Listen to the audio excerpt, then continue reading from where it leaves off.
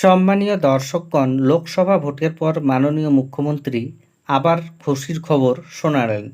নতুন করে বৃদ্ধ ভাতা প্রকল্পে সাধারণ মানুষের নাম নথিভুক্ত হতে চলেছে এবং আপনারা শীঘ্রই টাকা পেতে চলেছেন। সেই সম্পর্কে উঠে এলো গুরুত্বপূর্ণ আপডেট। যে সকল ব্যক্তি ইতিমধ্যেই বৃদ্ধ ভাতা প্রকল্পে আবেদন করেছেন তাদের জন্য ভিডিওটি অত্যন্ত গুরুত্বপূর্ণ, তাই ভিডিওটি স্কিপ না করে দেখুন এবং চ্যানেলে নতুন হয়ে থাকলে ছোট্ট চ্যানেলটি সাবস্ক্রাইব করে নোটিফিকেশন অল করে রাখতে ভুলবেন না।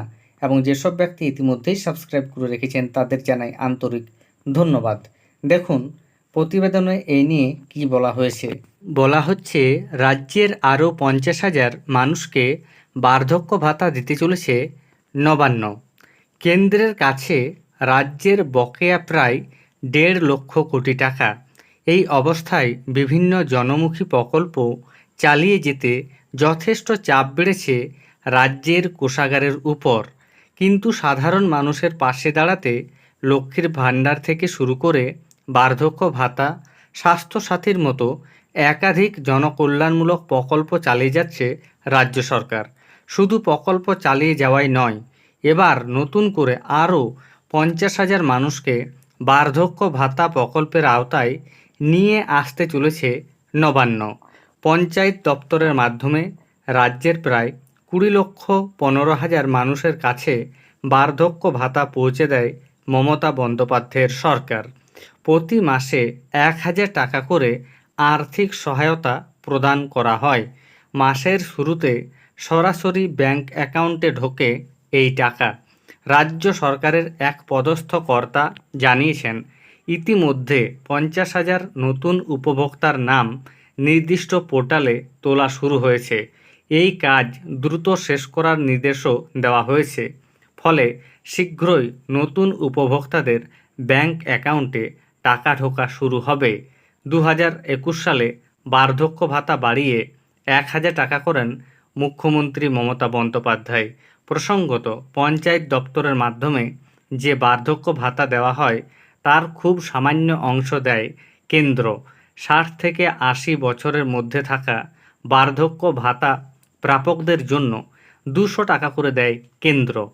80 ঊর্ধ্বদের জন্য দেয় 300 টাকা। 1,000-এর মধ্যে বাকি টাকা দেয় রাজ্য। ফলে প্রতি মাসে এই খাতের জন্য প্রয়োজনীয় 150 কোটি টাকার অধিকাংশই দিতে হয় রাজ্যের কোষাগার থেকে। রাজ্যের এক আধিকারিক বলেন, কেন্দ্র যে টাকাটা দেয় সেটা তো রাজ্যের প্রাপ্য, তাহলে আমরা ছাড়ব কেন? তাই কেন্দ্রীয় পোর্টালে এই 50,000 নতুন উপভোক্তার নাম নথিভুক্ত করার কাজ চলছে। বাংলার 20,65,000 মানুষের জন্য বার্ধক্য ভাতার নির্দিষ্ট অংশের টাকা দেওয়ার কথা কেন্দ্রের।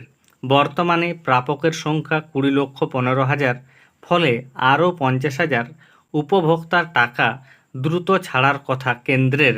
প্রসঙ্গত, পঞ্চায়েত দপ্তর ছাড়াও রাজ্য সরকারের সমাজ কল্যাণ দপ্তর, কৃষি দপ্তর, অনগ্রসর শ্রেণী উন্নয়ন দপ্তরের মাধ্যমেও কয়েক লক্ষ মানুষের কাছে বার্ধক্য ভাতার আর্থিক সহায়তা পৌঁছে দেওয়া হয়। সহায়তার অঙ্ক 1,000 টাকা করার পাশাপাশি বছর 3 আগে সমস্ত দপ্তরের মাধ্যমে দেওয়া বার্ধক্য ভাতাকে জয় বাংলা নাম দিয়ে এক ছাতার তলায় নিয়ে আসেন মুখ্যমন্ত্রী। তাহলে বুঝতে পারছেন, যে সকল দরিদ্র বৃদ্ধ মানুষ বা বৃদ্ধা বার্ধক্য ভাতা প্রকল্পে আবেদন করেছেন এখনও টাকা পাননি, তাদের মধ্য থেকে 50,000 খুব শীঘ্র টাকা পেতে শুরু করবেন। ধন্যবাদ।